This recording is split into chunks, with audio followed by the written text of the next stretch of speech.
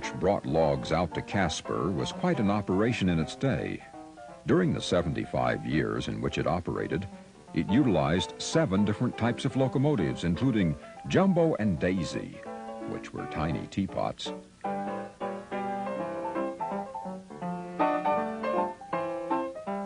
geared engines, tank engines, and a pair of Malleys named Trojan and Samson. Ted Worm, author of Malleys on the Mendocino Coast, comments on the history of the Caspar Lumber Company. Baldwin Locomotive Company had developed lightweight articulated locomotives primarily for logging companies, and they built 3 of them to see if anybody would buy them. They were quite light. They were almost light enough to be considered narrow gauge engines running on wide gauge tracks. People call them that even up at Caspar. Well, Caspar bought their number 5 from Baldwin about 1907, and it was a very, very, very successful. A few years later, they bought another one.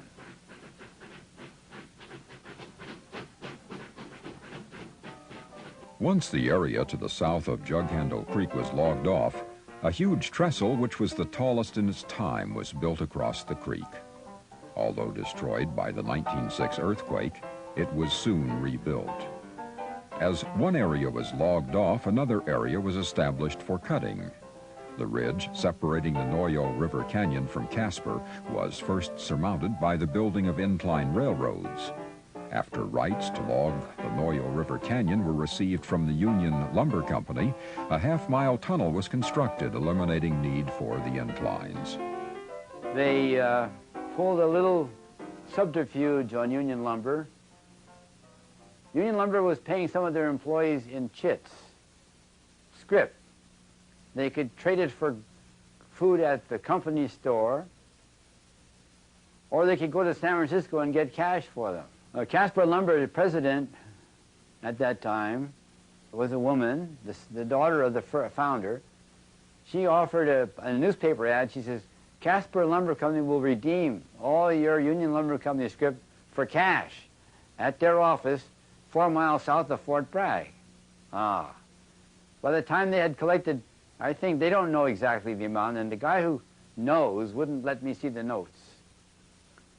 He says maybe $20,000 to $40,000. And they went to the Union Lumber Company and said, we have $20,000 or $40,000 in cash. We would like to have the timber in the Noyo River Canyon, the rights to log it. So what could Union had to say okay, because it was cash. Among the unique features of the operation was the chute which dropped logs from the trains down to the mill pond at Caspar.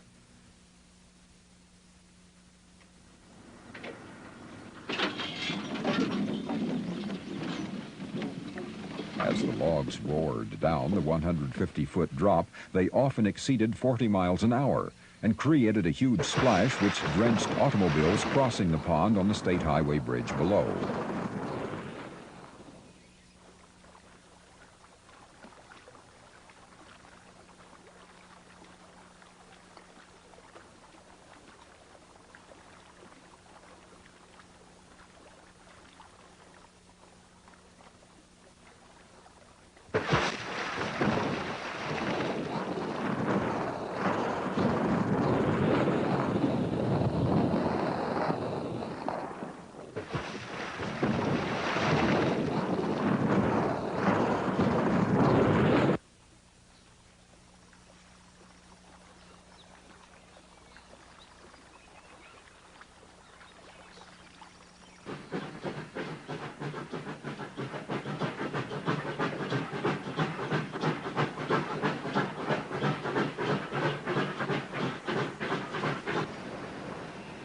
When the logs were in the mill pond, they were certain very fine-grained ones were saved to one side for paneling in exclusive houses.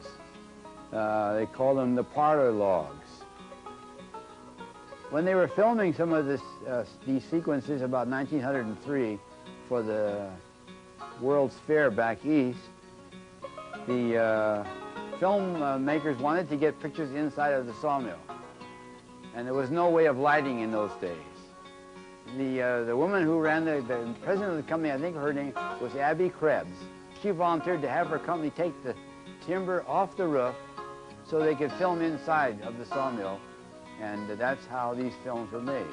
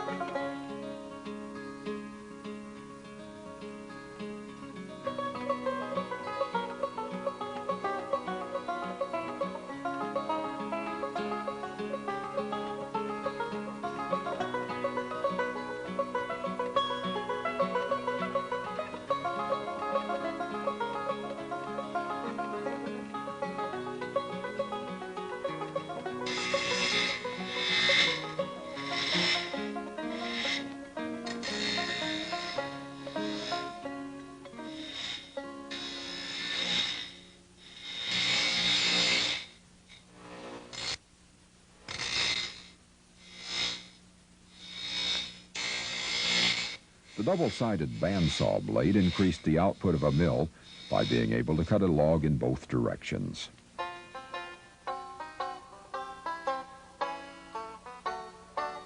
For the first 60 years, the only access to the outside world for lumber products originating from the North Coast was by ship.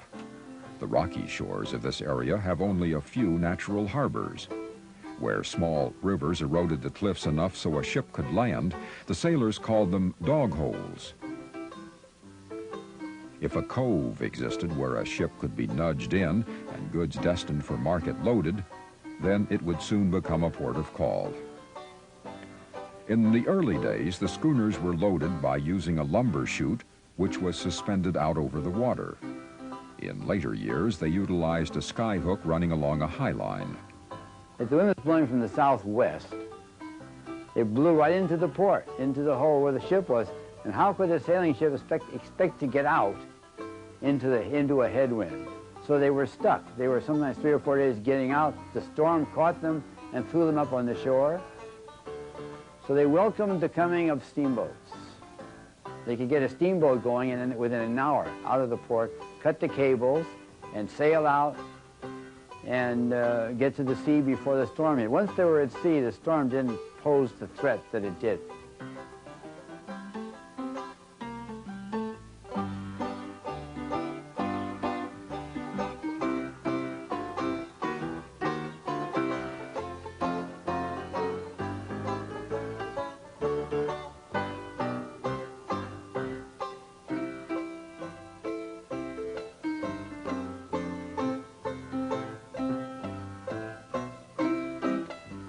then the lumber was sent down on these slings and cables onto the ships until they were loaded.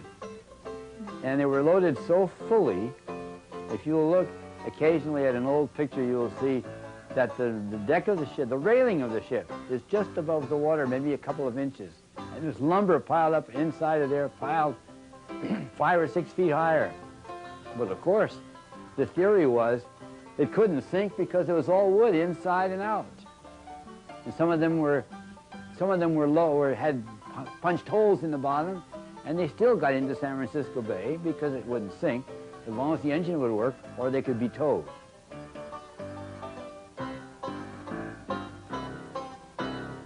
Mr. Wood, president of the company, believed a better job of turning out finished products could be done in a drier climate. So, from 1870 to 1939, the Caspar Lumber Company transported the rough-cut lumber 160 miles to Pittsburgh by ship. A huge finishing mill and box factory run by the Redwood Manufacturers Company, in which Caspar had the controlling interest, turned out redwood products of all kinds. The yard was served by a bunch of rail lines, primarily of rail cars to be shoved back and forth like little trams, carrying weights of lumber from stack to stack. Sometimes they had mules attached to them, and they moved all around the yards in that way. Then up above, there was an overhead electric motor, that monorail that carried stacks of lumber from place to place on the property.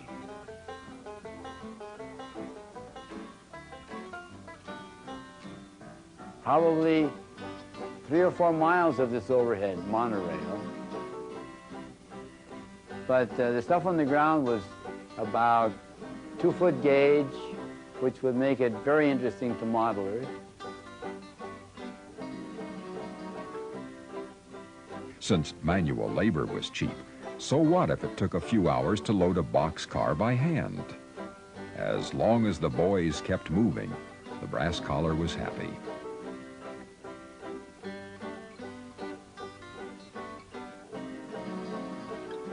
After cutting a beam vertically into many boards, a gang saw cuts off the ends.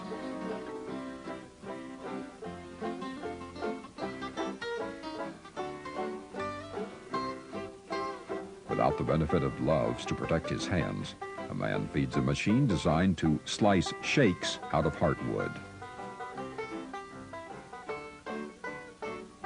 In those days, many mills had their own box factory. Decades before the concept of recycling existed, a gluing machine utilized wood scraps to make boxes.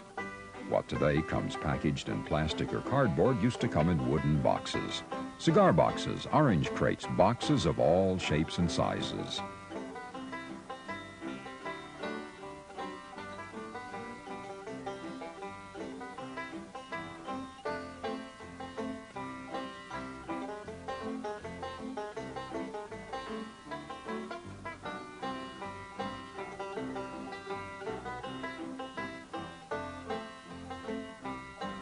And you can see the individual sheets of wood, or pieces of wood, that made up the pipe on the inside, but on the outside it looks like a round, ordinary pipe. Now this carried water, and some of them lasted up to 100 years, and some are still in service.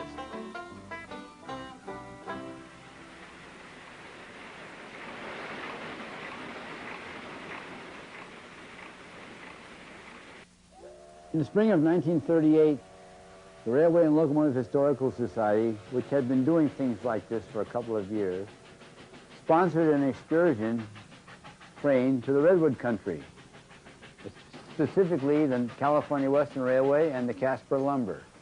I think it was close to noon when we got to Willits, and transferred everybody over to the California Western, which had 2 locomotives on their train, 2 of their beautiful 262s. We went over the mountains, down through the redwoods, into Fort Bragg, where we were greeted by a huge convoy of vehicles, school buses, any kind of trucks, private cars. They had asked for volunteers from the town to take all the people down to Caspar, 4 miles away. to have a ride on the Caspar, South Fork, and Eastern Railroad.